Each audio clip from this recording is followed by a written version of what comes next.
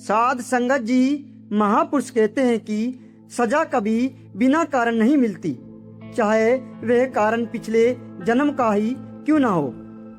कई बार हम कहते हैं हमने क्या किया है, लेकिन सच ये है कि जो कर्म हम करते हैं उसका फल हमें जरूर मिलता है। बाबा नंद सिंह जी नानक सर वाले भी यह समझाते हैं। अब इस बात को समझने के लिए एक साखी सुनिए। एक बार एक चोर चोरी करके भाग रहा था। पुलिस उसके पीछे लगी हुई थी। भागते भागते वे एक जंगल में पहुंच गया और बहुत डर गया। उसी रास्ते के किनारे एक ऋषि जी बैठे थे। उनकी आंखें बंद थी और वे भजन में लीन थे। चोर ने क्या किया, उसने सारे गहने और चोरी का सामान ऋषि जी के पास रख दिया और खुद भाग गया। थोड़ी देर बाद पुलिस वहां पहुंची। उन्होंने चारों तरफ देखा और जब ऋषि जी के पास सामान देखा तो हैरान रह गए।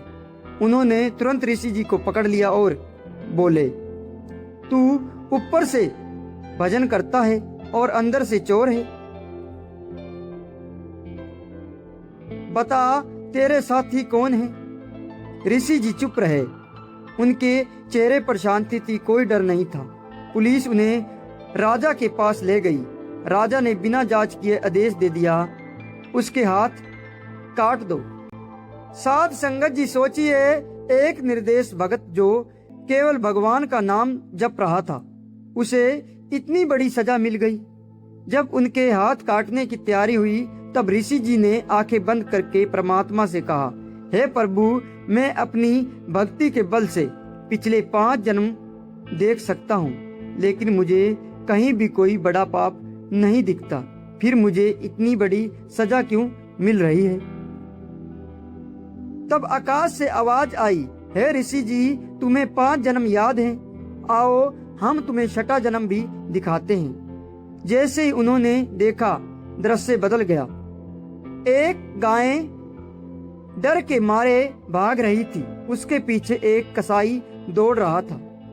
थोड़ी देर बाद वह कसाई ऋषि जी के पास आया और पूछा, क्या आपने यहाँ से कोई गाय भागते देखी है? ऋषि जी जानते थे कि वह गाय को मार देंगे, फिर भी उन्होंने हाथ से इशारा कर दिया।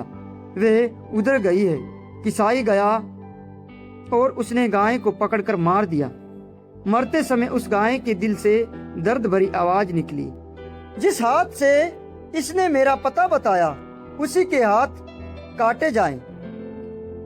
आज वही कर्म सामने आ गया था। फिर परमात्मा की आवाज आई, अगर उस समय तुम इशारा नहीं करते तो उस गाय की जान बच सकती थी। तुमने सच तो बोला, लेकिन वह सच भी गलत था, क्योंकि उससे एक जान चली गई।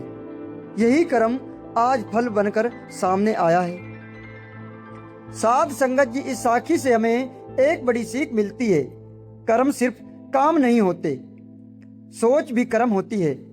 जो हम सोचते हैं वह एक बीज की तरह होते हैं और समय आने पर वह कई गुना होकर हमारे पास लौटते हैं। इसलिए कोई भी काम करने से पहले यह जरूर सोचें, इसका अंजाम क्या होगा, इसका परिणाम क्या निकलेगा।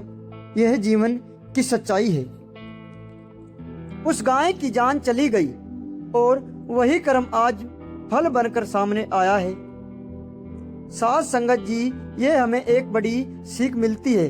कर्म सिर्फ काम करना ही नहीं होते, सोचना भी कर्म होता है।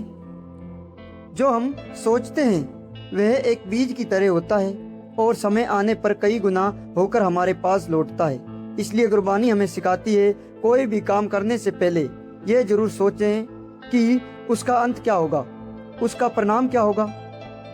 किसी ने कहा, भाई तुम जाकर गुरु अमरदास जी के दर्शन करो, उनकी कृपा से तुम्हारा जीवन बदल जाएगा। साध संगत जी, सोचो, वे दृश्य एक कोढ़ी जिसके शरीर से खून निकल रहा था, जिससे बदबू आ रही थी, लेकिन अंदर से वे बहुत तड़प रहा था। वे रेंगते हुए गुरु साहिब जी के दर पर पहुंच गया। वे वहीं बैठ गया और एक ही बात बार बार कहने लगा, मेरा खोया हुआ खजाना मिल गया। लोगों को समझ नहीं आ रहा था कि वह क्या कह रहा है, लेकिन असल में वह कह रहा था, मेरा दुख खत्म हो गया, मुझे गुरु के दर मिल गया, मुझे गुरु का दर मिल गया। संगत ने गुरु साहिब जी के पास जाकर कहा, महाराज एक कोढ़ी बैठा है, बहुत बदबू आती है, अगर हुक्म हो तो उसे कहीं दूर छोड़ आए। कुछ सेवक कहने लगे, महाराज उसे गाड़ी में डालकर दूर ले जाते हैं। अब सुनिए गुरु का दिल। गुरु अमरदास जी ने फरमाया, नहीं, उसे दूर नहीं करना, उससे नफरत नहीं करनी। गुरु जी बोले, वे कह रहे हैं कि उसे गुरु का घर मिल गया, अब उसका दुख दूर हो गया। साथ संगत जी, यही है गुरु का दर। जहाँ दुनिया धक्के देती है वहाँ गुरु गले लगा लेते हैं, जहाँ लोग नफरत करते हैं वहाँ गुरु प्यार करते हैं। अब आगे और अद्भुत बात होती है। धन धन गुरु अमरदास जी खुद उस कोढ़ी के पास आए। उन्होंने उसका हाल देखा।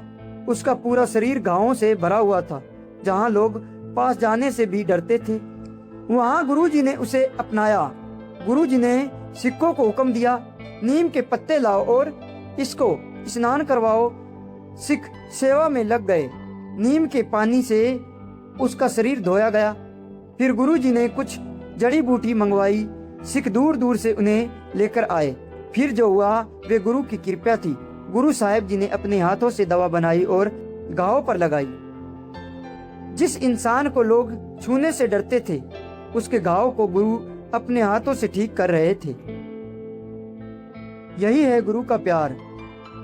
एक तरफ शरीर का इलाज हो रहा था और दूसरी तरफ मन का भी इलाज हो रहा था। गुरबानी की मीठी आवाज चल रही थी, कीर्तन हो रहे थे। जब वह शब्द उसके कानों में पड़ते तो उसका मन शांत हो जाता, उसका दुख कम हो जाता। सच कहा है, गुरु सिर्फ शरीर नहीं है, आत्मा के भी इलाज करते हैं। धीरे धीरे संगत का भी प्रेम बढ़ गया। सब उसकी सेवा करने लगे, उसे खाना खिलाते, उसका ध्यान रखते। गुरु जी रोज पूछते, भाई प्रेमा अब तुम कैसे हो? इसका हाल गुरु खुद पूछे, उसका हाल कभी खराब नहीं हो सकता। समय बीतता गया, सेवा चलती रही, गुरबानी चलती रही। घर वालों ने उसे छोड़ दिया था, गांव वालों ने भी छोड़ दिया था, लेकिन गुरु के दर पर उसे इतना प्यार और सेवा मिली और शायद घर में भी नहीं मिली। यही है गुरु का घर, जहाँ कोई अकेला नहीं रहता, जहाँ हर दुख बट जाते हैं। इस कथा से हमें सीख मिलती है, नफरत मत करो, सेवा करो, त्याग मत करो, प्यार करो। आज के समय में भी देखो, लोग अपने माता पिता को घर से निकाल देते हैं, उन्हें वृद्ध आश्रम में छोड़ दे आते हैं। लेकिन दूसरी तरफ गुरु के सिख आज भी बीमारों और लाचारों की सेवा कर रहे हैं। यही है गुरु की सच्ची शिक्षा। अब देखो गुरु की कृपा। भाई प्रेमा जो पहले बहुत बीमार था, धीरे धीरे ठीक हो गया।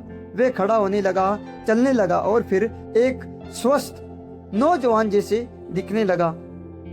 यह सिर्फ दवा का असर नहीं था, यह गुरु की कृपा और गुरबानी की ताकत थी।